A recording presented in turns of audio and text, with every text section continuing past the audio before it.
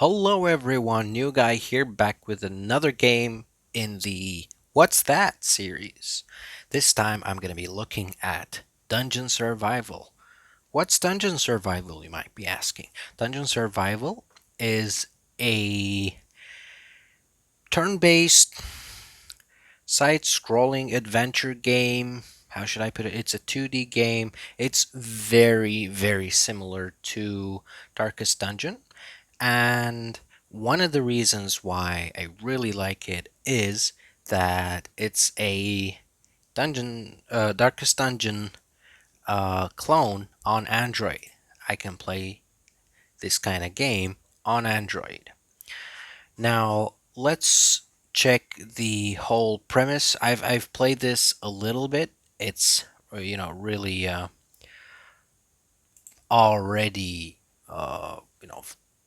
unlocked a lot of things, but what's this game all about? You have heroes that you recruit. You have all sorts of classes and specific skills for each class. Say this is a priest, for example. You can imagine the priest heals. This is a musketeer. This is a long-ranged class. You've got the paladin, who's a tank, little damage. You've got the assassin, which is like a rogue, really middle row, and you've got the lancer, who is also front row, high damage, high armor, mediocre damage, and you've got the alchemist, who's back middle row, who throws potions. You'll understand what the row really means, but this guy is good with poison. And you've got the demon hunter, which is a long range character as well. He's also in the back row. And yeah, that's around. You've got the dragon mother, who a little bit squishy is positioned in the front. You can see the skills. You can only stay in the front for this skill. For this one, um, for some you could stay in the back, but you see, it shows here which positions you can stay in. This one, for example, in all of the rows, but it depends. What else do we have here? We've got the alchemist, and I think that's about it. Um, so let's embark on a quick journey to really show you a quick run. I'm gonna do the very first the region because I don't want to spend too much time explaining the game. Let's put a paladin. Come on, a I don't know, a lancer, a healer, and a musketeer.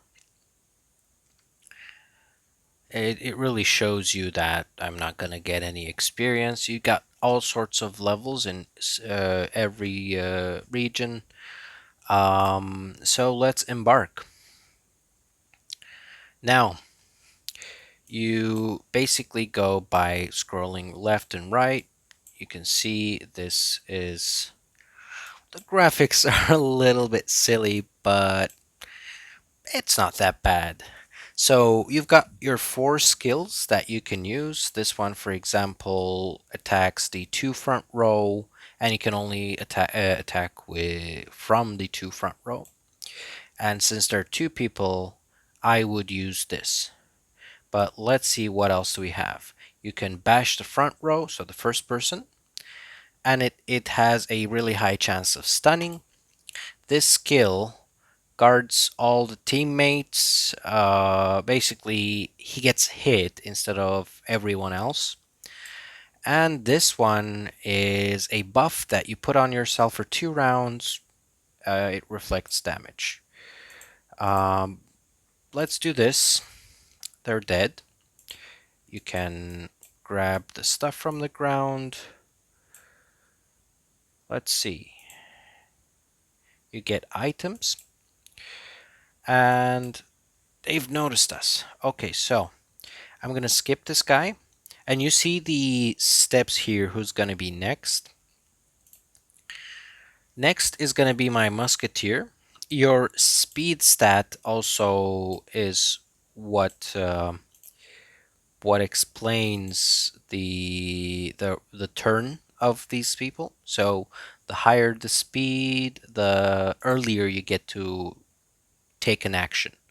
Now this gal, can take a long range shot at any one of the enemies and does a lot of damage. This is basically shoot absolutely anyone.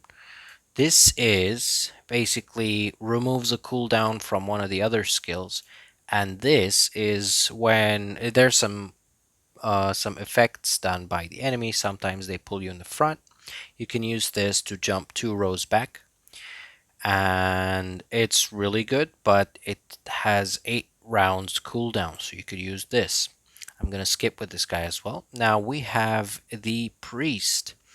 Priest can, from the back 3 position, can heal everyone from the back 2 position, can attack from the front 3 position, or buff the guys next to the people next to her position. And it gives you basically immunity to all negative effects, which is pretty nice. Let's attack this, and now we've got the pally. The paladin has good damage for the front row, but only can attack the front row here. This is a buff that absorbs a portion of the damage. This is a buff that you sacrifice some health, about 30% in this case, and you deal 60% more damage for about 4 turns. And this is a healing skill that recovers 40 health each round for about 3 rounds. This is really good. For harder runs, you really want a paladin in your run. Now, I'm not going to be doing a full run, but really that covers up the gist of the game, the general idea of the game. You pick up items from the ground. You've got food that can heal you. These items basically I can discard. There you go. And yeah, once you're done, you'll get the crest and you get a rating. You collected 181 golds, which is pretty little, but is, for a level 8 to 10 party on a level 1 dungeon, is pretty normal. There are days in this game for healing, for recruiting, for various things, and this adventure, for example, costs 1 day. For example, if there's some disease that your hero has, you can put the guy or the gal, and that healing will take a few days. You can, uh, heal your character while doing some dungeons in the background, in the tavern, in the inn. And the mercenary post. This is where you recruit your people. Now, if you saw my party, you can see that I've got mainly orange and yellow. Orange is legendary and yellow is outstanding. Basically, their stats are a little better. White is common. Yeah. Green is excellent, which is not that bad. And you can refresh. See, I've got a an outstanding dragon mother. See, they can get bad traits as well, which you use the hospital for healing, or you can get good traits. This is just the status.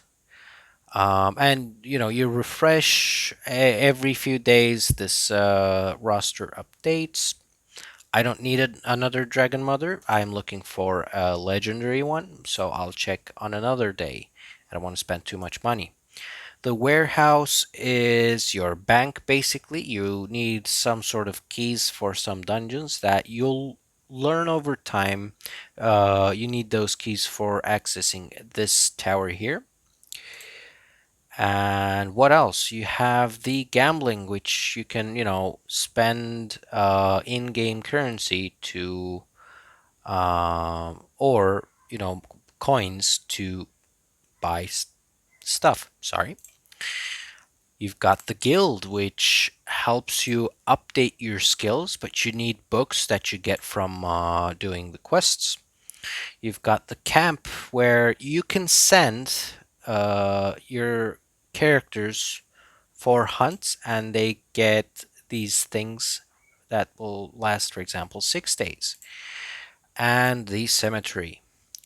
I resurrected my heroes. The only heroes that died were the good ones. So I resurrected instead of letting them rot there. And you can have quests that you get rewards from. Really, um, the main gist of this game can be summed up from that.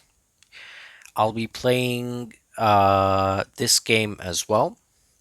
I'll also be monitoring whether you guys really like this game more than Pixel Dungeon, and as per the demand, I'll increase the volume of videos that I output. In any case, that is Dungeon Survival.